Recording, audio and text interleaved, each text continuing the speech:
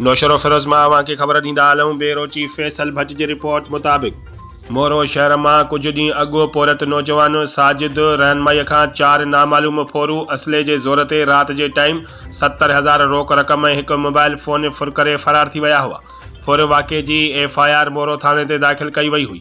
Case दाख़िल थियण खां पोइ SHO मोरो असलम बिलू जदीद टेक्नोलॉजी जी मदद सां फ़ौरन खे ट्रेस करे वरितो हुयो।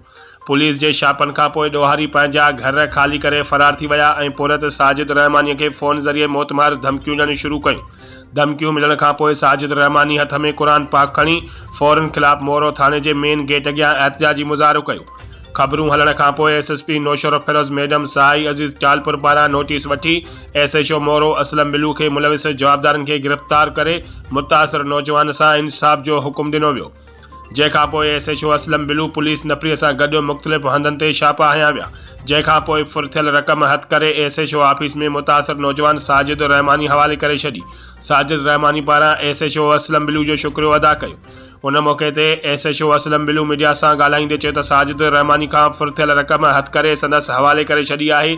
बाक़ी जवाबदारनि खे जल्द गिरफ़्तार करे अदालत में पेश कयो वेंदो। पी जो नालो मोहम्मद शरीफ छा जा पैसा आहिनि? ये मूंखां 15 तारीख़ फुर्ती बैंक अलॻि बि वठां अॼु SHO साहब मोरे मुझे महिरबानी की फ़ौरन वठाए। घणा पैसा आहिनि? पैसा 70,000 पैसा मिलिया? जी। फुर 70,000 थी? 70,000 पैसा मिली विया? जी। साहब जी कारकर्दगी मां केतिरा मुतमिन आहियो? बिल्कुलु ओके। ॾींहुं राति मुंहिंजी महिनत कई, मूंखे ग़रीबी में पैसा वठाए। अदा साजिद रहमानी खां नामालूम माण्हू फुर कई। CCTV कैमरा जी मदद सां असां चोरनि जी जेका फोरू हुआ उनजी निशानदेही करे वठ वठां करे उनजी प्रेशर ॾेई चोरनि खां रिकवरी करे अॼु साजिद रहमानी जे पैसा केस हवाले कया आहिनि। इंशाअल्लाह उन्हनि खे अॻिते जेल मोकिले जेको वधीक सज़ा ॾियारींदासीं।